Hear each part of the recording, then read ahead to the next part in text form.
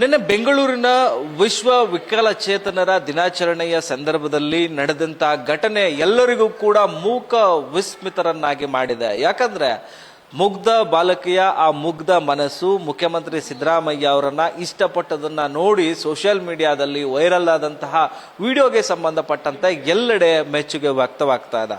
ನನ್ನೊಟ್ಟಿಗೆ ಆ ಮಗು ಇದೆ. ಆ ಮಗು ಜೊತೆಗೆ ಆ ಶಾಲೆಯ ಮುಖ್ಯಸ್ಥರು ಅಂದ್ರೆ ಕರುಣಾಮಯಿ ಫೌಂಡೇಶನ್ನ ಮುಖ್ಯಸ್ಥರಾದಂಥ ಚರಣ್ ಕುಮಾರ್ ಅವರಿದ್ದಾರೆ.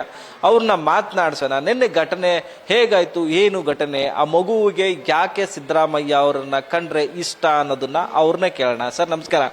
ಮಗು ಇಲ್ಲೇ ಇದೆ. ನಿನ್ನೆ ವಿಶ್ವ ವಿಕಲಚೇತನ ದಿನಾಚರಣೆಯ ಸಂದರ್ಭದಲ್ಲಿ ಆದಂತಹ ಆ ಒಂದು ಘಟನೆ ಎಲ್ರಿಗೂ ಕೂಡ ಮುಖ ವಿಸ್ಮಿತರನ್ನಾಗಿ ಮಾಡ್ತು.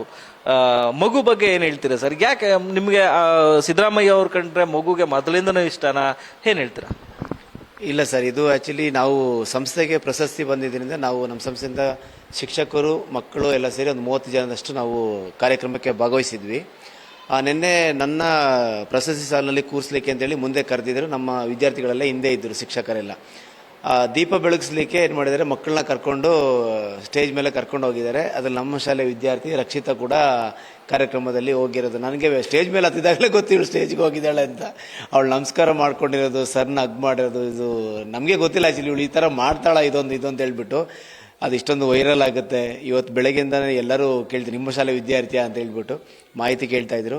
ತುಂಬ ಥ್ಯಾಂಕ್ಸ್ ಇದಕ್ಕೆ. ಆ್ಯಕ್ಚುಲಿ ಇವಳಿಗೆ ಅದ್ರ ಬಗ್ಗೆ ಗೊತ್ತಿಲ್ಲ, ಇವಳು ಸ್ಪೀಚು ಅಷ್ಟು ಸ್ಪಷ್ಟವಾಗಿ ಮಾತಾಡ್ತಿಲ್ಲ.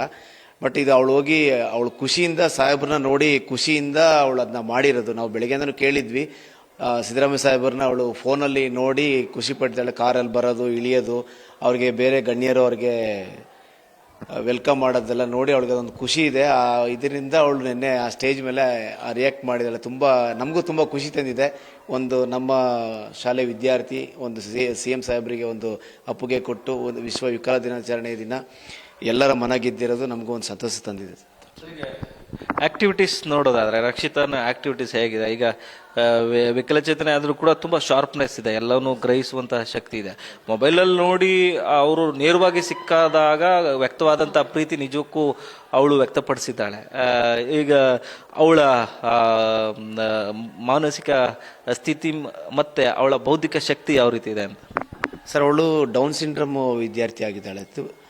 ಅವಳು ಈಗ ಕಲಿಕಾ ಪೂರ್ವದಲ್ಲಿ ಇದ್ದಾಳೆ. ಪ್ರೀ ವೆಕೇಶನಲ್ ತರಬೇತಿ ಪಡೀತಿದ್ದಾಳೆ.